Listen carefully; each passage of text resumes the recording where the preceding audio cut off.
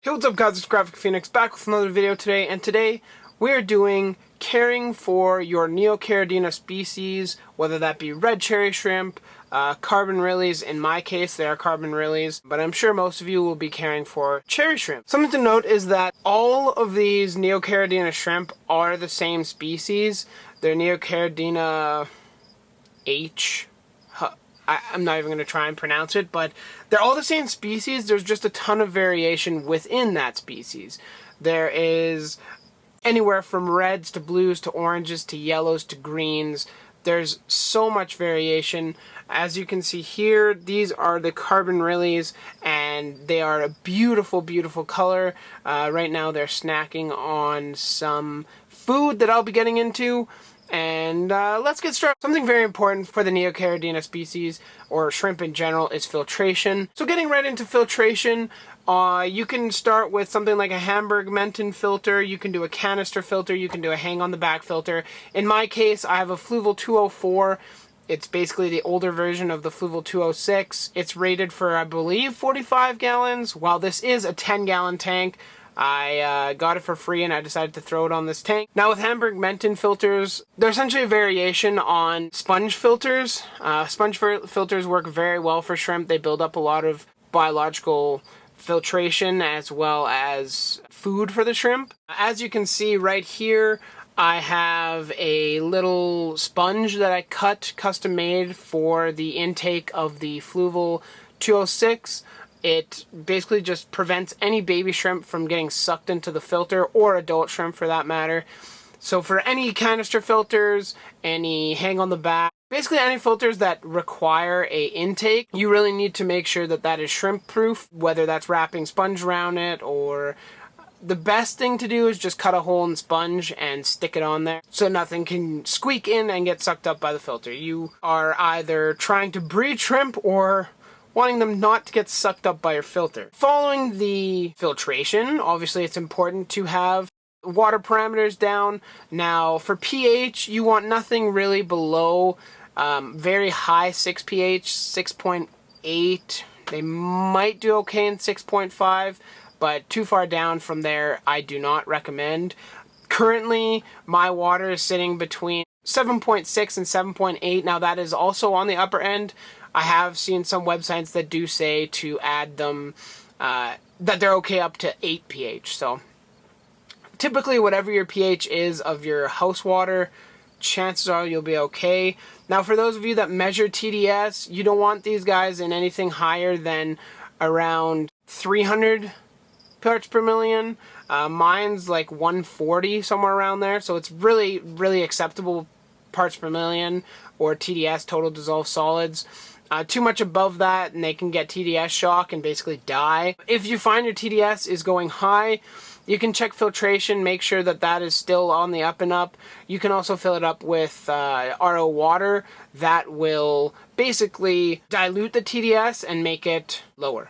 Now for temperature, I saw some crazy temperatures of like 55 for these guys.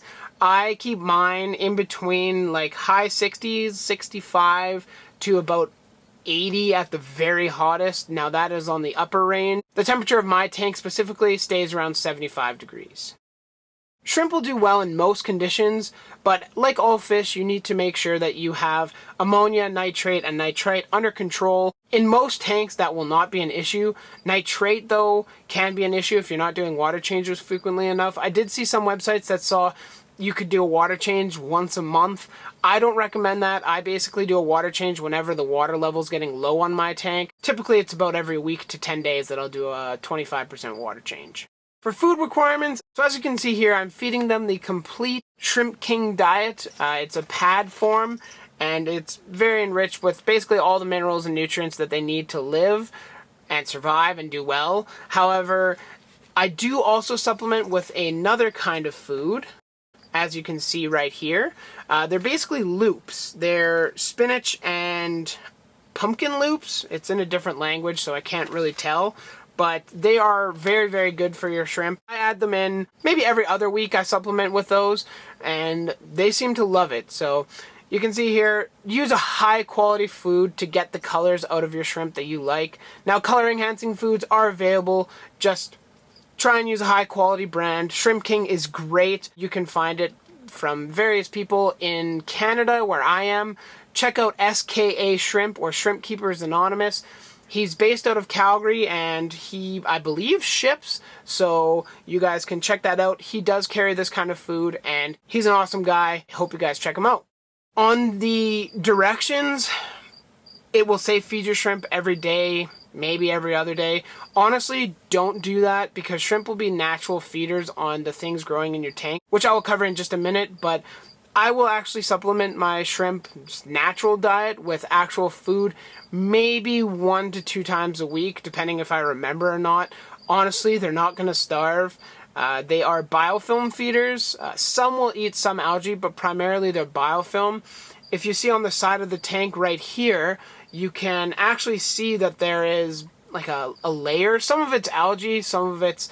Biofilm can also be grown by adding Indian almond leaves, mulberry leaves, hibiscus leaves, cholla wood, which I am using here, as well as it'll grow on driftwood and alder cones, which I do not have, but will grow on all those surfaces very, very quickly, and the shrimp will feed on that. So that is honestly the best way to feed them. Of course, the shrimplets, baby shrimp, will be eating that like non-stop. You really do not need to feed your shrimp every day or every other day. So long as you have enough like decorations and I guess biofilm enhancers in the tank, then that will be the best thing for you. Just a couple quick notes for those of you like me that have a planted tank. You do want to be careful as the supplements that you are adding in there can be detrimental. Any copper can be very, very hostile and kill the shrimp. It can do so. I'm not exactly sure what parts per million or what concentration need to be added to do so. Be very cautious with what fertilizers or additives you're adding to your tank to ensure that your shrimp will live. I mean, you just spent X amount of money on shrimp and you don't want to kill them because you're adding willy-nilly fertilizers into the tank. Especially those of you with planted tanks, like I said earlier. I currently am using ADA Aquasoil, and any Aquasoil actually releases ammonium into the tank, which is readily available for plants and nutrients basically, but the only problem with that is in a pH of around 7, that ammonium quickly turns into ammonia and can extend the cycle length of your tank. I waited 6 or 7 weeks before I added any shrimp into my tank, and I had it tested. The ammonias were 0. Nitrate was completely 0 by the time I added any shrimp into my tank. And when you're adding shrimp, you want to use the drip method because that will allow the parameters to gradually go to where your parameters are rather than pulling them out of the bag, throwing them in the tank and hoping they do okay. I know it's very anxious. You've been waiting however long to, well, 4 to 6 weeks to throw in your shrimp, and you do not want them to die. So take your time, over an hour or 2, acclimating your shrimp via drip method and then add them to the tank. That is the safest way to do it and the easiest way to do it. And of course, these, as I was saying at the beginning of the video, are all one species. They all will interbreed. Now, crossing different color morphs of NEOCARIDINA is frowned upon. People have worked very, very, very hard to get these shrimp to make these beautiful colors, and crossbreeding them is, while it's not necessarily detrimental if it's staying in your own tank, you want to make sure that you're doing what you can to keep the hobby from being diluted with poor quality shrimp. So I'll try and avoid that. I want to thank you guys for watching. I really hope you guys enjoyed this video. I know it's a little bit of a different style. I decided to make a more fancy video. I really hope you guys enjoy, and I hope it helps you out to either start a shrimp tank yourself or to add shrimp into your existing fish tank, or just understanding the shrimp world and some of their care. So I really hope you guys enjoyed this video on NEOCARIDINA Care. If you liked the video, drop a like down below. If you want to see more of these, drop a comment in the comment section down below. If you made it to the end of the video, leave the word Ludwigia in the comment section down below. That lets me know that you've made it this far into the video. And if you want to see more videos of shrimp, dart frogs, or reptiles, subscribe to my channel for more of that. Hope you guys enjoyed. Graphic Phoenix, out of here.